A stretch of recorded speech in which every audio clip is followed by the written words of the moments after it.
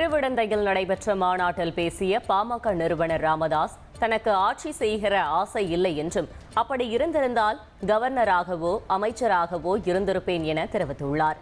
செங்கல்பட்டு மாவட்டம் திருவிடந்தையில் பாமகவின் சித்திரை நிலவு மாநாடு நடைபெற்றது. இதில் பேசிய அக்கட்சியின் நிறுவனர் ராமதாஸ் முதலமைச்சர் ஸ்டாலினிடம் 10.5% இடஒதுக்கீடு கேட்டு வாதம் செய்ததாக தெரிவித்துள்ளார்.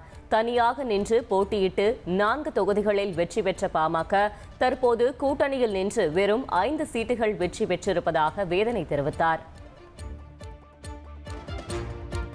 தமிழக முதல்வர் தம்பி ஸ்டாலினிடம் நேரே சொல்லியிருக்கிறேன். இந்த ஊமை ஜனங்களுக்காக தம்பி உங்களை விட்டால் வேறு யார் இருக்கிறார்கள்?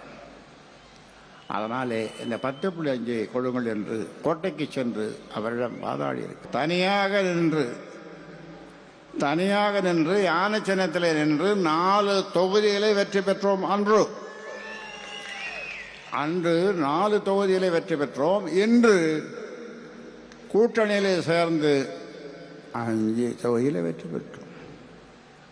இது நமக்கு வெக்கமாக இல்லையா? அசிங்கமாக இல்லையா? கோபம் வரலையா? கோபம் வரலையா? நான் ஆளப்போவதில்லை. எனக்கு அந்த ஆசையும் இல்லை. அந்த ஆசை இருந்திருந்தால் நான் இந்தியாவிலே கவர்னராக இருந்திருப்பேன், அல்லது இந்தியாவிலே பல முறை அமைச்சராக இருந்திருப்பேன், தமிழ்நாட்டையும் ஆண்டிருப்பேன், எல்லாவற்றையும் செய்திருப்பேன். ஆனால் எனக்கு அந்த ஆசை இல்லாமல் போய்விட்டது.